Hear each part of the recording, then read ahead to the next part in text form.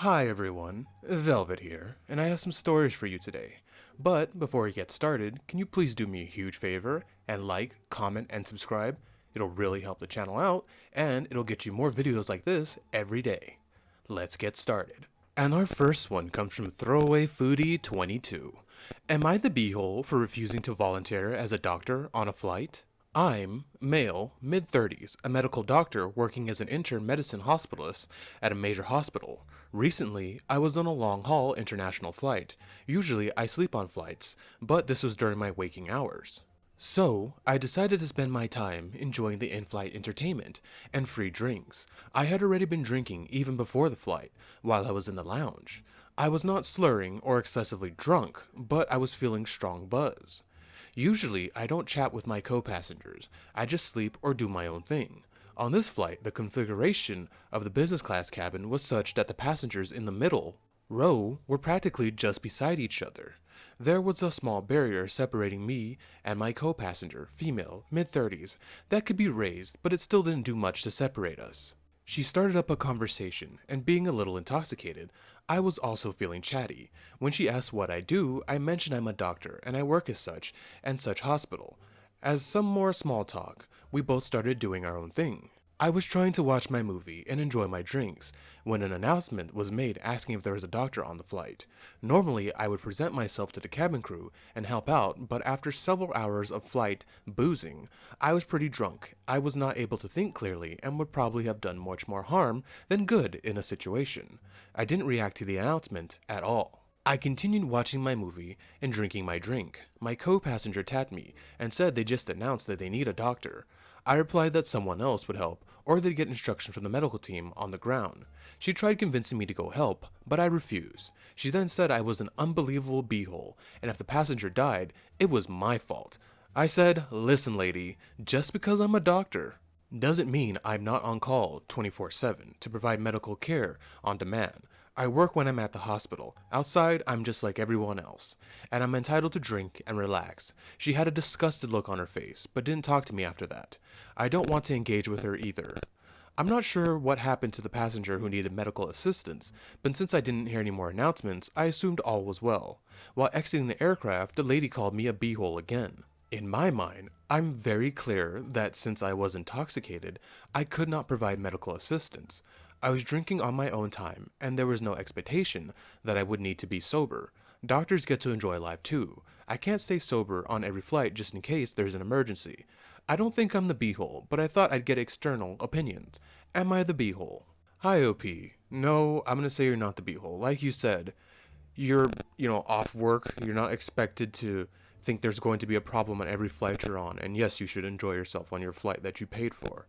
That lady is a beehole over here trying to, force you to do something. And also, yeah, you're not, fall down drunk or anything like that, but you are intoxicated. And I don't know about you. While I'm not a doctor, I wouldn't want a doctor who is even a little buzzed trying to, do anything to help me right now. Because, like you said, you might make it worse. So that's good judgment on your end. And that lady needs to mind her own business. Yeah, maybe you could have told her, hey, I've had a few drinks. I'd be, more of a nuisance than a help. But that's none of her business. If, if I met someone who was a doctor and, I wouldn't be like, hey, go, they're calling for a doctor. Maybe you're, a surgeon or something like that. You can't do surgery on the plane, or you focus on, skin or something. You know what I mean? Like, not, you know what I'm saying? It's not your specialty. So even that, yeah. So she needs to mind her own business, and she's very rude. I'm guessing she's a Karen if she's so brazenly able to call a person she's just met a beehole and then do it to them again. It's funny how she thinks she knows she can get away with that because you can't do anything to her. Because sometimes I wish you could just slug someone and be done with it. But yeah, OP, not your fault. You are entitled to enjoy your time off. You're not on call 24/7. Doctors are human beings, and human beings need to rest and relax, or, it fries their mind. So, not the beehole. And our next one comes from Said What I Sigh. Am I the beehole for snapping at my sister-in-law after she kept insulting my husband? I have a sister-in-law, Allison, who is married to my brother, Harvey.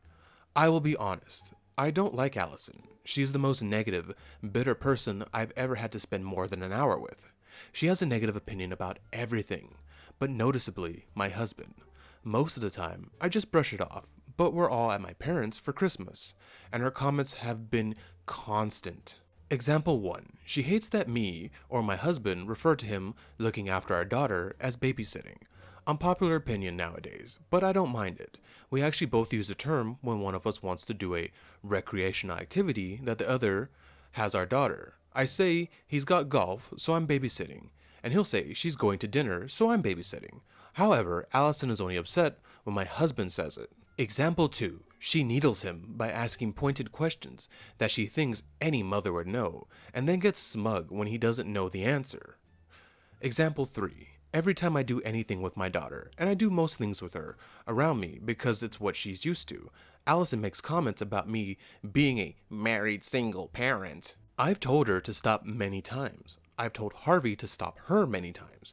Nothing works. My husband and I have an agreement that we won't fight with each other's side of the family, so I feel bad that I haven't been able to do anything about Allison's comments. Then, 2 days ago, we were all in the dining room. With an exception of my husband, who was finishing up some work, Allison remarked that she hasn't seen him all day, and that it's really rude that he wasn't putting in more effort to spend time with his daughter or the family. I sternly told her that my husband is working to provide for his family, and that not everyone can just take weeks off at a time. Allison said, "Of course you'd say that. You're basically paid to be his bang nanny." I'm a stay-at-home mother. I cannot remember the last time I was so enraged. Before I could fully process my own thoughts, I said, "Yeah? Well, you get cheated on for free. Tell me who got the better deal." For context, everyone knows about Harvey's indiscretions, but I guess Allison didn't know we were aware. Allison went silent, and then left the table. It's been 2 days and she hasn't said a word to me. Barely anyone else. Won't even make eye contact. Harvey is livid that I brought it up. But I told him he had his chance to make her stop, and he didn't, so I did. My dad said she effed around and found out. My mom said she feels bad because Allison is quite obviously humiliated. I said she earned it from how she was always trying to embarrass my husband. But my mom says it's different because no one took her seriously. I think she threw a stone straight through her glass house, but she does seem really miserable. So, am I wondering if I'm the beehole? First things first. OP, you are not the beehole. Like your dad said, she effed around and found out. You got a cool dad there.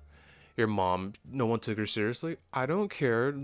Making little snide comments, that stuff starts to build up and eventually people pop, you know? And also, good on you for sticking up for your husband, man. You don't get it. I don't really see a lot of spouses sticking up for each other. It's always one crumpling and saying, "Oh, you should have been the bigger person and done this." No, good for you. Stick up for your man and vice versa, man. Your spouse, you're supposed to back up your spouse. And also, that's rich coming from her trying to judge people when her husband is out there was out there cheating on her. And I like how he gets mad that that you brought it up. Yeah, maybe after you told him, he should have been like, "Hey, shut up." It sounds like she's an idiot too for sticking with him, because I could forgive a murderer before I could forgive someone for cheating. I'm just saying, you know what I mean?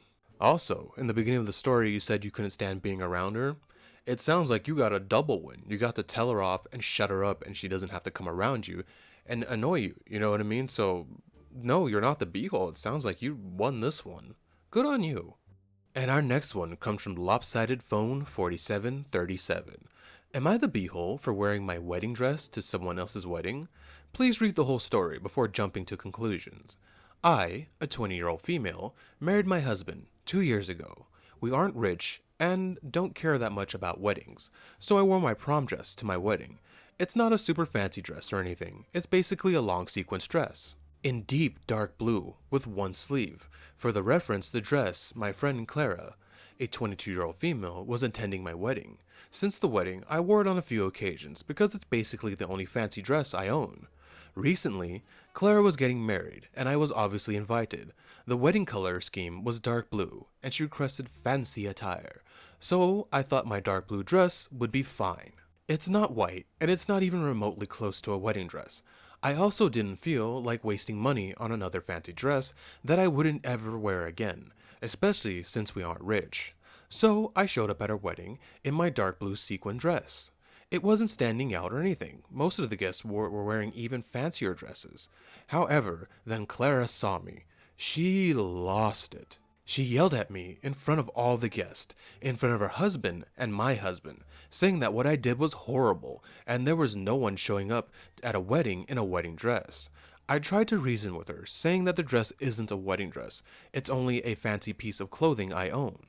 I wore it to multiple occasions before and after my wedding. She didn't listen and kept yelling at me, to the point her bridesmaid and her husband started trying to calm her down. She also said a bunch of unsavory names to me. I was very upset with the drama and decided to leave with my husband. Then I started getting texts from Clara, who blamed me for upstaging her on her wedding day, for driving a wedge between her and her husband since he said she overreacted massively and upset her friend over a dress. I decided to ignore them because I think she's being unreasonable, but a part of me thinks I was the beehole because I wore the dress to my own wedding. Hi OP, you're not the beehole. Maybe I'm a little bit biased because I really don't care about weddings in any way, shape, or form. The only thing I ever care about at weddings is the food. If you got good food, I might turn up, but if you don't, I really don't care. But I do understand the whole not wearing white or wearing a wedding dress to someone's wedding to try to upstage the bride. But like you said, you weren't wearing a wedding dress. You wore a dress at your wedding, but it's not a wedding dress. And it's not even white. And like you said, there are people there with fancier dresses. So no, the reason why your friend was popping off like that, your friend, I wouldn't have her as my friend anymore after that terrible display she showed you. But the reason she was popping off because she's at your wedding and she saw that was your wedding dress. But she's really stupid from what it sounds like and isn't able to figure out what a wedding dress is. You can wear a dress to your wedding and that's not a wedding dress. And I really like you, OP, because you said, you don't like wasting money and you would just wear the dress, over again and not waste money buying another dress. You sound like a cool lady and marriage material. So good on your husband for snatching you up. And also, judging from your friend's husband, sounds like he's got a good head on his shoulders too when, telling her she overreacted. Sounds like he got the short end of the stick with that one. Poor guy. But no, OP, you're not the beehole. You didn't upstage her. You didn't even wear a crazy fancy dress from what you're saying. She just saw you and wanted to be a bridezilla and thought, oh, that's her wedding dress. Like, nobody knows that was your wedding dress. You know what I mean? Unless they went to your wedding, but I doubt everyone who's at her wedding went to your wedding. So no, she just wanted to be a bridezilla and a goober. She kind of showed you herself that day. I would think about cutting her out. She seems like someone who I wouldn't want to keep in my life after what she had showed you. And our final one comes from Imaginary Mine 35-3. Am I the beehole for telling my daughter we don't care if she fails her exam? Kind of a short story here. I've got a 15-year-old daughter who is very, very nervous when it comes to exams. I mean, stops wanting to eat anything, stops smiling, stops leaving her room. Anytime we ask her if she wants to do anything at all, she says, I have to study. She had a semi-important exam coming up, so it's been her usual routine. My wife and I always got worried about her, and we've constantly told her that it matters more how much she tries, and she doesn't care. It's all about results for her. She told me one of the exams is getting rescheduled, so she now has less time to study. I only want her to get above a B in 3 subjects. That she is opting for the following academic semester. One of those subjects is physics, and her other computer science test landed on the same day of physics. I told her she didn't have to study for computer science if she didn't want to, and if she got an F, who cares? The school wouldn't, and my wife and I definitely wouldn't. So, she did exactly that. Did not study for the computer science, but did ace the physics test. We got the results today. My wife is pissed I allowed her to fail, and insists we punish her, but she feels like she can't because our kid. She only failed because I told her so. Now she's mad at the both of us, me for speaking for her and allowing my daughter to fail without checking in with my wife, and my daughter for neglecting an important subject and now having a C- on her report card. Context, my wife and daughter consider anything below a B to be failing. Am I the B-hole? Man, OP, you made it sound like she got an F. A C-, that's passing. And when I was growing up with my parents, they said as long as you pass a C, C- too, as long as it's in the C's, we're good. And that's how I got through school. Also, what do you call a doctor who got straight C's through school? Doctor. So yes, your daughter did not fail. She passed. Now, I'm going to say you're kind of a little bit of a beehole for not telling it to your wife and getting the okay. But I agree you did the right thing. I remember going through school and feeling overwhelmed trying to study for multiple things because I was trying to get done faster. I'm talking about college, so I don't have to spend money on a next semester and get done faster, you know? The one I can remember is when I was in college and I was going to summer school, and I took on two classes which I couldn't because they were two hard subjects that I'm not smart. I'm not good at subjects unless it's like art subjects with drawing and computer stuff, 3D modeling, that sort of thing. But like math and stuff, I'm gonna get destroyed. But it was something like that, and I told my parents, and they're like, drop the class, and I did. I dropped one, and then I passed the other one with like a B something. So yeah, sometimes if you can do it, you gotta lighten the load. And she got a C. She passed. Like she's good. She won. Good for her. And yeah, a little next time clear it with your wife. But I also disagree with you and your wife in you have to get a B. I don't know, maybe because that's the way I grew up. See, as long as you pass and you don't have to repeat the class and you got all your credits, I'm good. You're good too.